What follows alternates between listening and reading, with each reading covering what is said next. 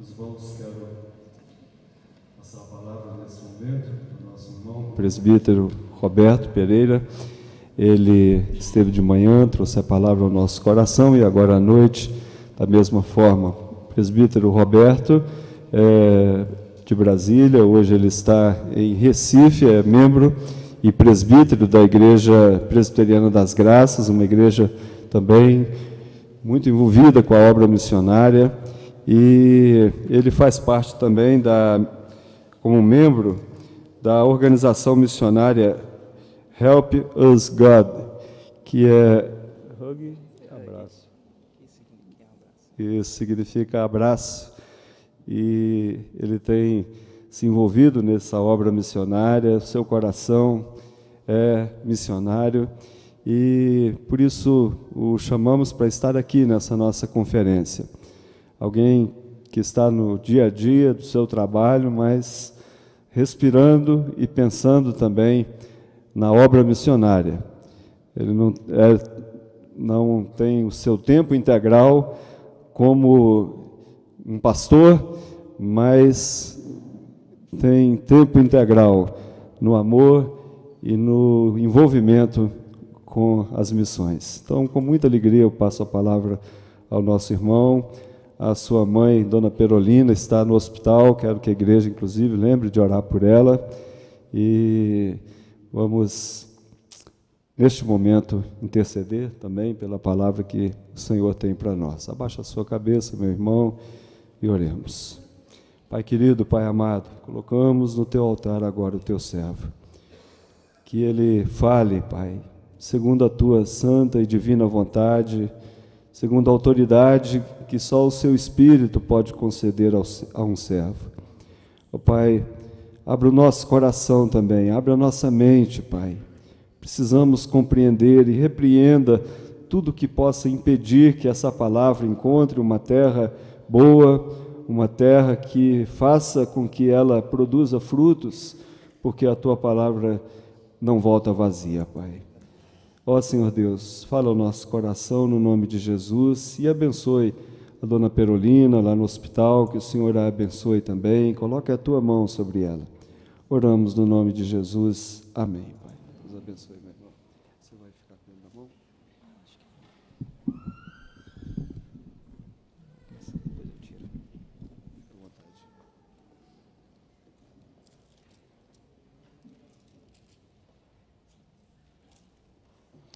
Eu saúdo a amada igreja com a graça e a paz do Senhor Jesus. Eu gostaria de repetir o agradecimento que fiz hoje pela manhã, porque para mim é um privilégio grande demais estar aqui e assumir esse púlpito, que certamente o faço em nome do Senhor Jesus. E eu sei que quando Deus nos dá uma oportunidade de falar da parte dEle, a gente precisa agradecer. Eu agradeço a Deus por essa oportunidade, mas quero agradecer também ao pastor pela confiança, ao Comitê de Evangelismo e Missões, e fazer até uma alusão especial a Cláudia, porque eu não queria aceitar e ela instou comigo para que aceitasse, e eu queria de púlpito agradecer a confiança dessa amada igreja em estarmos aqui. E eu disse hoje pela manhã que o que me encoraja é chegar aqui não para falar de mim, não para falar de qualquer experiência, mas para falar da palavra de Deus. E em relação à palavra de Deus, a autoridade é dela. Quando eu ouvi esse tema sobre missões, que é a batida do coração da igreja, e imaginando ter as duas oportunidades, me veio à mente dois enfoques. Um de fato pessoal, individual. Nenhum daqueles que são parte do corpo de Cristo, que é a igreja, pode se furtar a esse chamado para todos, de sermos pescadores de homens, de cumprirmos a grande comissão. Tratamos disso pela manhã. Mas é bem verdade que a palavra de Deus fala sobre o privilégio de, como congregação, termos uma atuação missionária muito bonita, muito especial, muito frutífera, que eu gostaria de compartilhar com os irmãos hoje à noite. São as marcas de uma igreja cuidadora. As marcas de uma igreja cuidadora. E para tal eu gostaria de conclamar aqueles que estão com as suas Bíblias, que abram no livro de Atos dos Apóstolos, no capítulo 4. Atos dos Apóstolos, capítulo 4. Leremos dos versos de número 23 até o de número 35.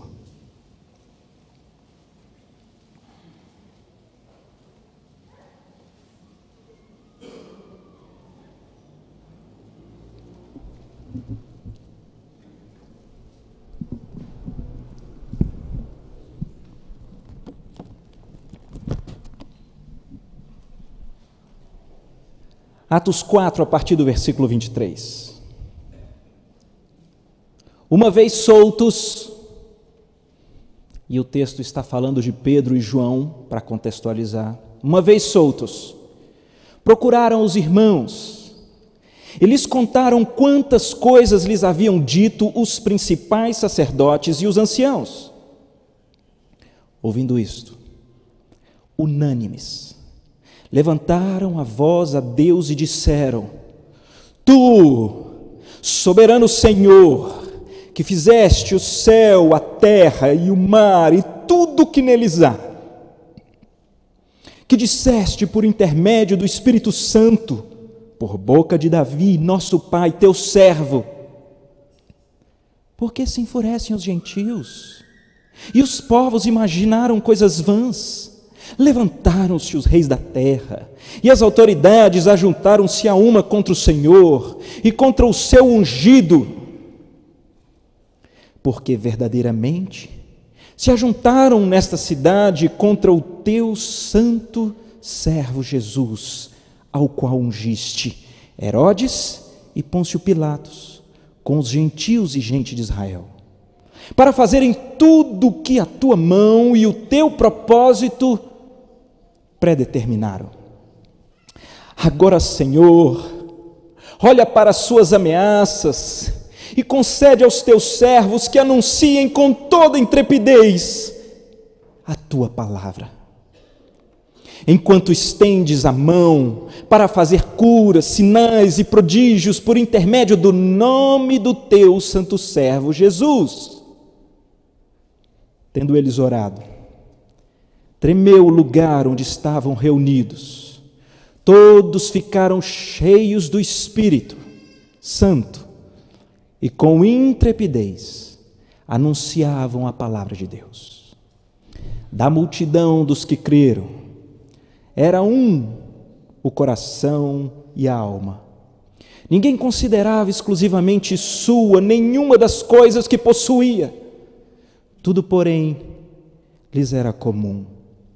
Com grande poder, os apóstolos davam testemunho da ressurreição do Senhor Jesus, e em todos eles havia abundante graça. Pois nenhum necessitado havia entre eles, porquanto os que possuíam terras ou casas vendendo-as, traziam os valores correspondentes e depositavam aos pés dos apóstolos, e então se distribuía a qualquer um à medida que alguém tinha necessidade. Até aqui. Ó Deus, tua palavra foi lida, nós inclusive já oramos, mas o meu pedido é que o Senhor encontre os corações como terrenos férteis e o Senhor tome de assalto a minha fragilidade, leve-a embora e pelo poder do teu Espírito aplica a tua palavra em nome de Jesus. Amém. Queridos, para nós entendermos de maneira melhor a palavra que nós acabamos de ler, é importante que a gente entenda o que está acontecendo. No início do capítulo 3, Pedro e João estão subindo ao templo, e um paralítico muito conhecido que ficava ali à porta chamada Formosa, ele então pedia esmola a todos que passavam. Pedro e João não tinham, mas com a intrepidez do alto, eles disseram: não temos prata, não temos ouro, mas o que nós temos, nós te damos em nome de Jesus, levanta e anda. E levantou. 40 anos, diz as Escrituras, tinha aquele rapaz. Ele levanta, ele entra no templo, e aquilo gera um alvoroço entre todos, a ponto de, no discorrer de Atos, nós percebemos que aqueles judeus, eles se voltam para Pedro e João, como se de alguma forma eles tivessem um poder intrínseco para curar aquele homem. Algo maravilhoso acontece, aquela oportunidade do milagre é transformada em uma grande pregação. Se os irmãos puderem ler em casa, de Atos 3 até aqui, como valerá a pena? Pedro, na instrumentalidade do Senhor, toma a palavra e ele confronta aqueles judeus com responsabilidade humana, porque eles não aceitaram o Senhor, eles crucificaram de modo injusto o ungido do Senhor, mas ao mesmo tempo ele diz que a soberania de Deus estava ali, porque a promessa dos profetas se cumpriram em Jesus. Ele é o Cristo, Ele é o Messias, e mais uma vez ele diz: arrependei-vos e convertei-vos para serdes curados. E algo fantástico acontece. A igreja que em Atos 2 surgira com 3.000 membros, passa agora para 5.000. Mas algo inusitado ocorre. Os principais da nação, os sacerdotes, os anciãos, juntam o sinédrio e eles prendem Pedro e João. Hoje é o dia da igreja perseguida, não é verdade? Pois estamos na narrativa de Atos diante da igreja perseguida. Pedro e João foram presos.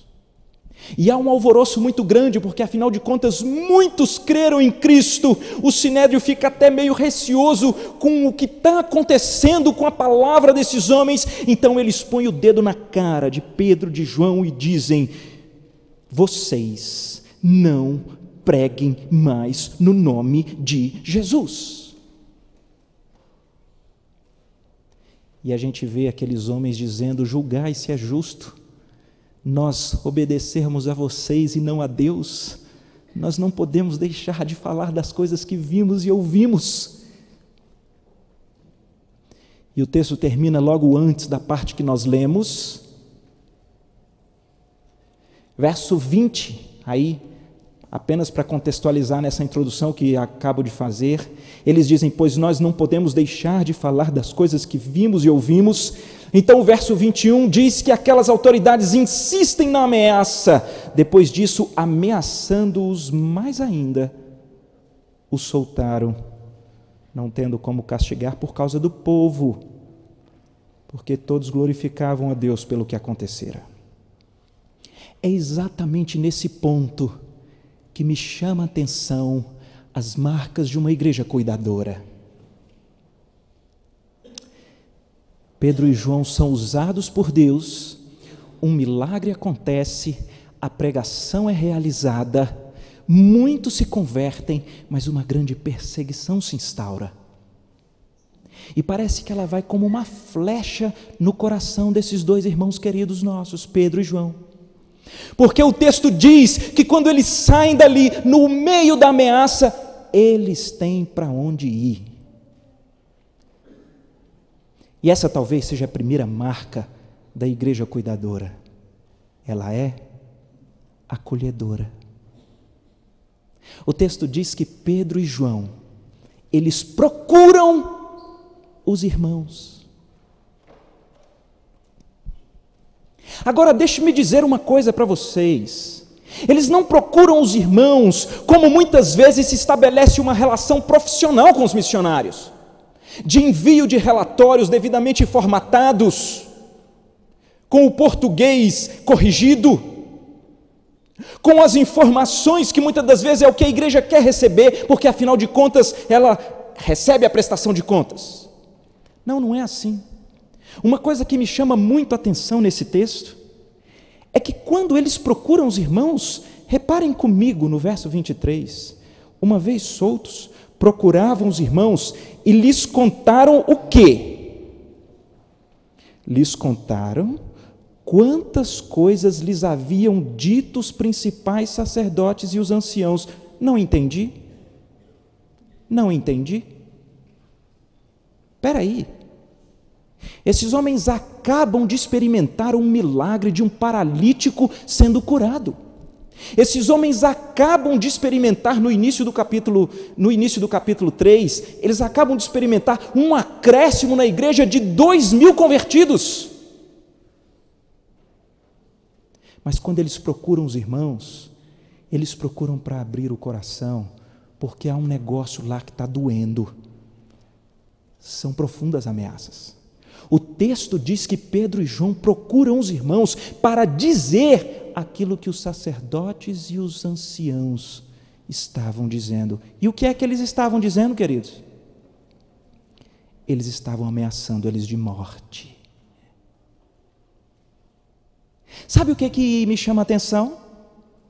Talvez nós imaginaríamos que o melhor relatório seria: veja, igreja, falamos em nome do Senhor Jesus e o paralítico foi curado e 2.000 se converteram. E normalmente essa é a estrutura do relatório que a igreja quer receber.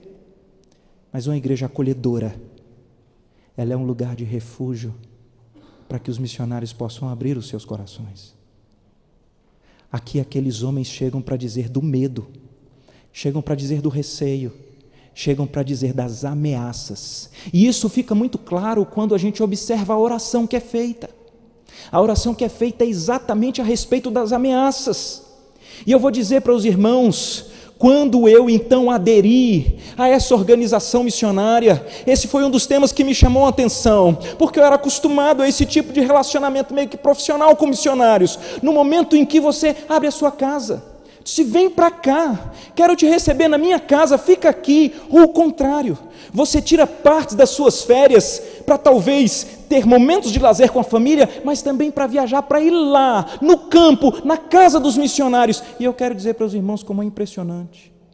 Muitas das vezes os primeiros contatos são todos dos missionários, talvez naquela prestação de contas dos relatórios, como nós estamos acostumados. Olha, o milagre aconteceu, não sei quantos se converteram. Mas de repente você convida um e fala assim: olha, eu preciso ir ali na farmácia, vamos comigo, vou comprar um remedinho. E de repente é naquele caminho que você percebe dores no coração, lutas fortes no ministério, muitas das vezes entre a própria liderança de uma equipe missionária, questões complicadas no matrimônio, lutas intensas com filhos. E de repente a igreja cuidadora, ela é um porto seguro para que os missionários a procurem para tratar daquilo que está doendo no coração. Essa igreja é uma igreja missionária. Estamos olhando para as marcas, ou uma igreja acolhedora, mas ela tem tempo para ouvir. Veja que interessante, olha o que diz a palavra de Deus, verso 24, ouvindo isto. Acho interessante porque muitas das vezes recebemos missionários, temos a oportunidade, mas parece que só nós queremos falar. Nós queremos contar do clima político, das complicações, da escola, e eles vêm e nós não ouvimos. A igreja acolhedora, ela é procurada, porque ela tem tempo para ouvir, ela abre as suas portas, ela ouve o coração. Mas o texto revela outras marcas da igreja cuidadora que me parecem muito importantes, porque o texto diz que a igreja cuidadora, ela não apenas ouve, ela não apenas está disposta a dizer: abra o seu coração, compartilhe aquelas questões mais internas da alma. Não, ela ouve, mas ela ora pelos seus missionários.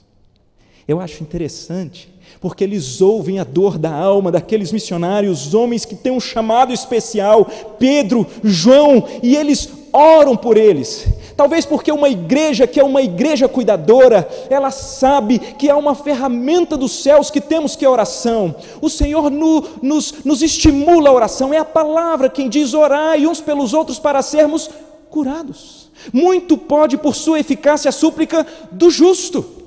É o Senhor quem diz que se o meu povo, que se chama pelo meu nome, se humilhar e me buscar e se converter dos seus maus caminhos, então eu ouvirei dos céus, eu perdoarei os seus pecados e eu sararei a sua terra. Nós oramos, queridos. A igreja cuidadora intercede uns pelos outros, ela intercede pelos seus missionários. Mas também há uma outra marca que me chama aqui muita atenção.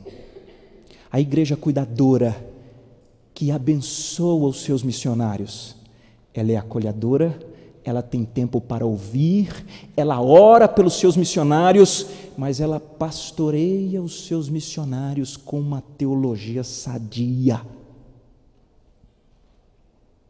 Uma teologia correta.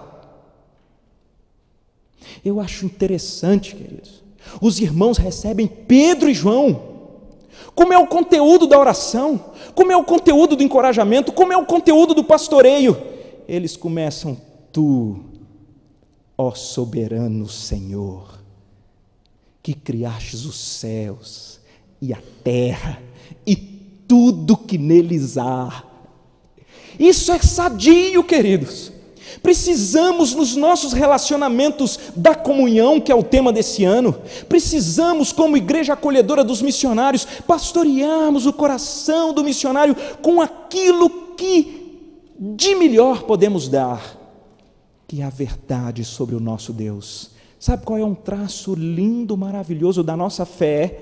É que Deus é soberano. Está difícil. Está complicado, há perseguições, você tem medo, é uma crise.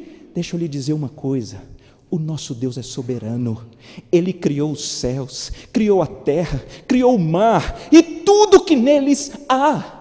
Deus é soberano, queridos. Isso conforta corações, isso encoraja qualquer um. Quem tem uma teologia sadia é estável diante das crises, porque ele não titubeia quanto ao Senhor que continua no trono. Graças te dou, ó Deus, visto que por modo assombrosamente maravilhoso me formaste. As tuas obras são admiráveis, a minha alma o sabe muito bem, os meus ossos não te foram encobertos quando no oculto fui formado, e entritecido como nas profundezas da terra, e no teu livro foram escritos todos os meus dias, cada um deles escrito e determinado, quando nenhum deles havia ainda. Firmeza, querido, firmeza, meu irmão, Deus está no trono. Eu sei que você está com medo, eu sei que a crise instalou no seu coração, eu sei que se você fosse abrir o seu coração, talvez você teria situações que têm lhe roubado a paz, roubado o sono, mas eu preciso, como os irmãos de uma igreja acolhedora, lhe dizer: Deus é soberano. Roberto, mas preste atenção no texto, há uma injustiça contra os missionários, é isso, há uma injustiça. Como muitas das vezes há injustiças contra nós, injustiças que querem roubar a nossa paz, porque eu vou dizer uma coisa: sofrer quando a gente merece, a gente até aguenta, mas e sofrer quando a gente não merecia estar sofrendo? É difícil demais. Pois eu quero lhe dizer, Deus é capaz de, na sua soberania, usar até esses desvaneios das injustiças humanas, os ataques e os engendros do inimigo, para ao final realizar a sua vontade, que é boa, perfeita e agradável, porque Ele é soberano. Não se iluda, queridos, eu não vou aqui explicar sobre esse tema lindo da responsabilidade humana e da soberania de Deus, mas eu posso te encorajar a vir nos estudos da semana em Romanos, porque eu sei que esse negócio vai ser explicado lá. Mas eu quero dizer para os irmãos que, não obstante a injustiça daqueles homens, o Senhor continua soberano. Podemos lembrar de Jó, não é verdade? O inimigo engendra o mal, ele toca em tudo que Jó tem: os camelos, as ovelhas, o gado, os jumentos, a família, tudo perece, tudo rui. É o inimigo, queridos, atuando. Aquele homem crê no Senhor, vem doença, vem úlceras, vem chagas, vem julgamento dos amigos, vem alfinetadas da esposa, mas ao final O Senhor é capaz de, na sua soberania, transformar os engendros do mal e as injustiças dos homens em algo que propõe e conspira para a vontade do Senhor. Ele se revela, e Jó, que antes conhecia só de ouvir falar, se abomina no pó e na cinza, ele diz: agora os meus olhos te veem. O Senhor restitui tudo, e aquele homem revela para nós que no auge das nossas crises nós podemos confiar num Deus que é soberano. E eu tenho aprendido, quando eu não sei dar nenhuma sugestão a respeito de como agir ou o que fazer, eu sei dizer quem sabe, eu sei dizer quem toma conta, eu sei dizer quem pode estabilizar a nossa alma. É o Senhor. Mas a teologia não é só boa porque Deus é soberano. A teologia deles aqui é boa porque eles sabem que a palavra de Deus é a palavra de Deus. Viram que legal? Eles citam para aqueles missionários que chegam o Salmo 2.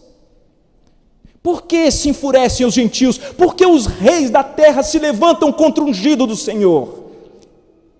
Os historiadores vão dizer que Davi escreveu o Salmo, mas a igreja diz que quem foi que escreveu? Quem foi que escreveu? Quem foi que escreveu? Esse Deus soberano, verso 25, que disseste por intermédio do Espírito Santo. Deus disse por intermédio do Espírito Santo, na boca de Davi, que haveria perseguição. Veja que interessante, uma igreja cuidadora, ela cuida de si e da doutrina, e ela então está apta a acolher os seus missionários, mergulhar nos corações, ter o tempo e ouvido, ora e intercede, mas tem teologia sadia, apresenta um Deus soberano e diz: querido, as Escrituras não falham. É a Bíblia quem diz que no final da primeira viagem, o apóstolo Paulo volta pelas igrejas, encorajando-os a permanecerem firmes na fé, mas mostrando que através de muitas provações nos importa entrar no reino dos céus. O Senhor nunca nos escondeu. Foi o Senhor Jesus quem disse: muitas são as aflições. O Salmo 34 diz: muitas são as aflições do justo, mas é o Senhor quem toma conta e livra. É o Senhor Jesus quem diz: no mundo tereis aflições, mas tenham bom ânimo, eu venci. Queridos, as Escrituras não mentem. Ela nunca disse que não teríamos aflições, dificuldades, perseguições, traições, abusos, mas ela disse que o Senhor Jesus jamais nos deixaria, nem um dia. Nós devemos nos aconselhar mutuamente com boa teologia, com certeza de que a palavra de Deus, ela é por intermédio do Espírito Santo. Toda a Escritura é inspirada por Deus, ela é útil para o ensino, para a repreensão, para a correção, para a educação na justiça, a fim de que o homem de Deus seja perfeito e perfeitamente habilitado para toda boa obra. Queridos, eu acho lindo porque uma igreja acolhedora, ela não apenas lida socialmente com seus missionários, mas ela intercede por eles e ela pastoreia o coração com a própria palavra e com os atributos de Deus. Essa é uma igreja cuidadora.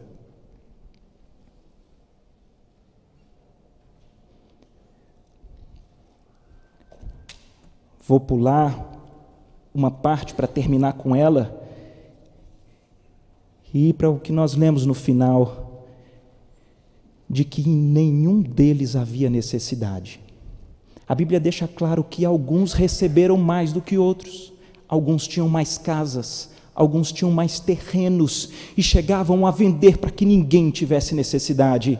E aqui eu preciso dizer para os irmãos que uma marca da igreja cuidadora é que ela sustenta os seus missionários. Nenhum deles tinha necessidade. Ela sustenta. Porque diz o texto que eles tinham em comum, porque eles reconheceram que tudo é do Senhor. Porque dele, por ele, para ele são todas as coisas, a glória dele. Privilegiado é quem é abençoado por Deus e pode dispor aquilo que Deus lhe deu para a glória do próprio Deus. A igreja cuidadora, ela sustenta os seus missionários. E eu ouvindo desde de manhã e agora à noite, um encorajamento sendo feito aos irmãos, dezenas de missionários, demandas afins, as variações cambiais, os missionários do além-mar, situações inesperadas, doenças, complicações, uma igreja cuidadora. O texto diz, ela sustenta os seus missionários. Mas então, fazendo essa meia volta no texto, eu quero terminar dizendo que uma igreja cuidadora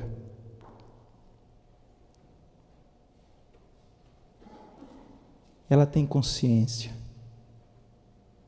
da batida do seu coração. A batida do seu coração é a proclamação do Evangelho do Senhor Jesus, que é poder de Deus para a salvação de todo aquele que nele crê. Eu estou dizendo isso porque no auge de uma perseguição, quando as ameaças são enormes, e aqui deixa eu dizer uma coisa para os irmãos, se os irmãos forem para Atos 12, os irmãos verão que Tiago, Pedro são presos, e eu não preciso esconder dos irmãos que Tiago, um dos círculos íntimos do Senhor, apóstolo, é morto ao fio da espada. A perseguição é séria, queridos. Mas no auge da perseguição, essa igreja faz uma oração de mexer com os alicerces, não apenas físico, porque a terra tremeu, mas de mexer com os nossos pés. O que é que você pede, queridos? Quando alguma coisa está difícil para você viver aquilo que é a palavra de Deus. O que é que você pediria na sua oração se uma perseguição acometesse aqueles que são os missionários chamados para apresentar a salvação do Senhor Jesus?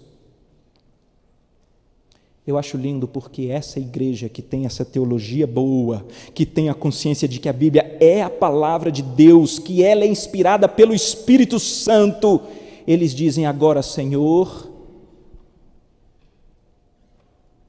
Verso 29, agora, Senhor, olha para as suas ameaças, ou seja, as ameaças que eles tinham ouvido dos principais sacerdotes e dos anciãos que Pedro e João estavam dizendo. Agora, Senhor, olha para as suas ameaças e concede aos teus servos que anunciem com toda a intrepidez a tua palavra. Uau! Essa é uma igreja que tem no coração essa batida missionária. Ela sabe que o Senhor guarda, ou o Senhor permite ser ceifado da própria morte, mas uma coisa é urgente, é a pregação do Evangelho. Talvez nós tentaríamos orar, Senhor, e agora, leva-nos daqui, proteja-nos de ameaça, ou então cai fogo do céu contra os que ameaçam. Queridos, há um pedido da igreja cuidadora, da intrepidez, para que a gente proclame esse evangelho, mesmo em meio às perseguições. Enquanto isso o Senhor faz prodígios, enquanto isso o Senhor vai revelando o teu poder, mas uma única concessão eles pedem: coragem para anunciar o evangelho. Queridos, Deus dá esse tipo de coragem. Eu ouvia o missionário Ronaldo Lidório, é muito conhecido da nossa denominação, e ele dizia que agora há pouco tempo no Iraque, um dos locais da igreja perseguida, houve um problema com uma certa instituição missionária. Os seus missionários estavam num determinado lugar em que o Estado Islâmico estava se aproximando, cidades a 50 quilômetros de onde aqueles missionários estavam já tinham sido tomadas. E de repente a missão, com todo zelo e preocupação, diz para eles: vocês precisam voltar, as passagens estão compradas, voltem, está muito perigoso. Chega o dia da viagem, as passagens compradas e eles não voltam.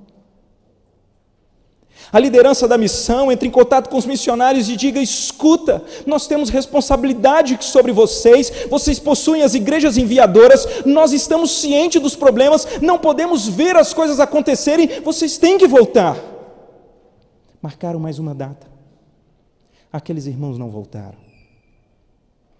Então Ronaldo contava que aquela liderança entra em contato com os missionários e a conversa já foi num tom um pouco diferente.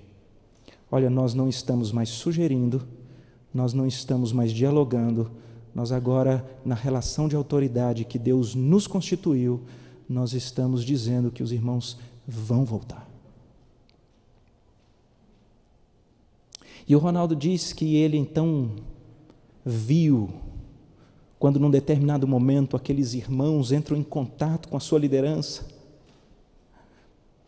para dizer: nós nunca pensamos que enfrentaríamos uma situação como essa, porque de fato nós reconhecemos o princípio da autoridade, estamos submetidos à nossa liderança, mas o povo nunca esteve sedento ao Evangelho. Pessoas têm sonhado com o Senhor Jesus, os islâmicos outrora fechados estão sedentos pelo Evangelho, nós que sempre fomos reclusos e nunca pudemos nos pintar no meio da sociedade como cristãos, nós temos sido procurados com pessoas batendo na nossa porta dizendo: quem é esse Jesus? Precisamos desse Jesus. E nós estamos com toda a humildade dizendo aos irmãos que se os irmãos não entenderem o que está acontecendo, nós entregamos a nossa carta de desfiliação da missão e continuaremos aqui, porque nós não podemos deixar de falar daquilo que vimos e ouvimos, porque o Senhor nos requer aqui. Gente com intrepidez, disposta a perder a própria vida por amor à proclamação do Evangelho do Senhor Jesus, porque Ele sabe que talvez se Ele vier, e aquele que Ele convive nunca ouviu falar do Senhor Jesus, não terá esperança. E é o Senhor quem diz ao profeta: se um dia eu disser ao perverso, você está condenado, e você não o avisar, tendo a oportunidade de fazê-lo, o seu sangue das tuas mãos eu vou requerer. E o Ronaldo diz que naquele instante, na verdade, a diretoria internacional da missão deu um passo para trás e disse: queridos, nós vamos orar para que o Senhor continue dando intrepidez, segurança e unção na proclamação do Evangelho. Deixa eu dizer uma coisa para os irmãos. Quando esse é o nível de maturidade da igreja, na relação com seus missionários, ela será profundamente impactada. É a própria igreja acolhedora, cuidadora, que vai ser impactada por esse relacionamento maravilhoso com os que têm o chamado do além-mar. Eu olho para o texto e percebo que esses irmãos, com tempo para ouvir, com intimidade para ouvir o coração, com oração, com teologia sadia, com submissão à autoridade e suficiência das Escrituras, com certeza de que a batida do coração é missões. O texto diz, a partir do verso 31, tendo eles orado, tremeu o lugar onde eles estavam reunidos, e agora são todos, queridos, todos ficaram cheios do Espírito Santo, e com intrepidez anunciavam a palavra de Deus. Agora é a igreja toda foi tomada de assalto, a igreja toda caminha junto com esses discípulos, mas agora o Espírito Santo, Ele gosta de abençoar a igreja assim. Quando uma igreja se dispõe a ser uma igreja cuidadora, talvez na essência bíblica da palavra, com teologia sadia, palavra de Deus como sendo inspirada pelo Espírito, sob a qual estamos debaixo da sua autoridade única e suficiente, quando ela mergulha no coração, quando ela é uma igreja proativa na evangelização, quando ela sustenta os seus missionários, me parece que a Bíblia está dizendo que Deus gosta de abençoar a igreja assim. O Espírito Santo desce, toma de assalto o coração de todos, e agora, queridos, somos nós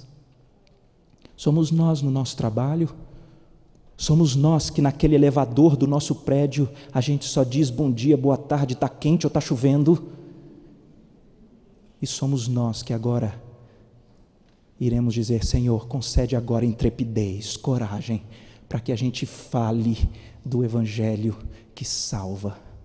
E de repente, quando você convive assim, eu queria dizer para os irmãos, isso tem acontecido comigo, com alguns irmãos da nossa organização, nós vamos convivendo, nós visitamos esses irmãos, gente que tem esse chamado maravilhoso, é um negócio de encher o coração. Como é que eu agora passo no supermercado e eu olho para aquela atendente e eu não falo de Jesus? Não tem jeito.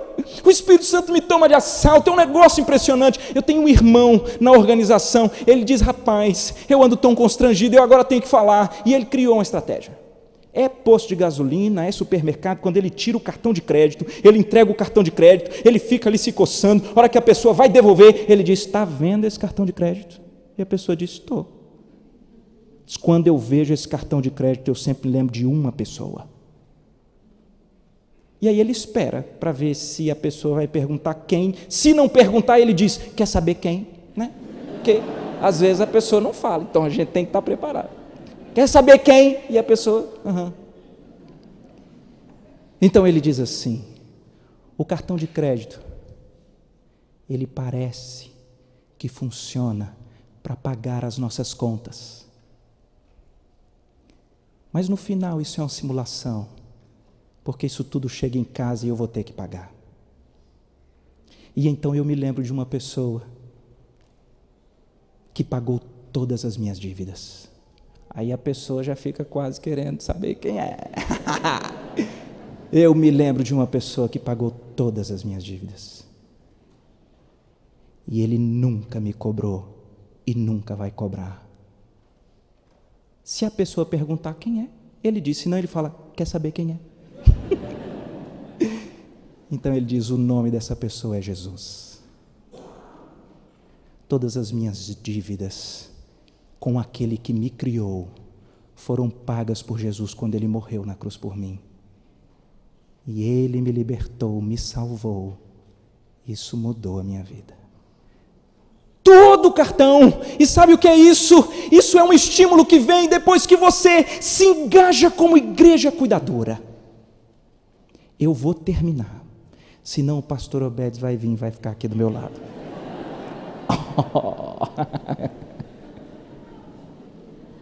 Que o Senhor Jesus nos faça igreja cuidadora, que acolhe, que dá espaço à abertura do coração, que ouve, que intercede, que pastoreia com a soberania de Deus, que pastoreia com a suficiência das Escrituras, que não titubeia com a prioridade da missão, que sustenta os seus missionários, mas que é individualmente impactada pelo Espírito e passa a proclamar esse Evangelho, e sendo sal e luz em todos os rincões onde nós formos enviados. Vamos orar? Senhor, a Tua palavra é boa demais, ela fala aos nossos corações. Hoje estamos aqui apresentados a essa igreja de Atos, que é uma igreja cuidadora, é uma igreja missionária e tem tanto a nos ensinar.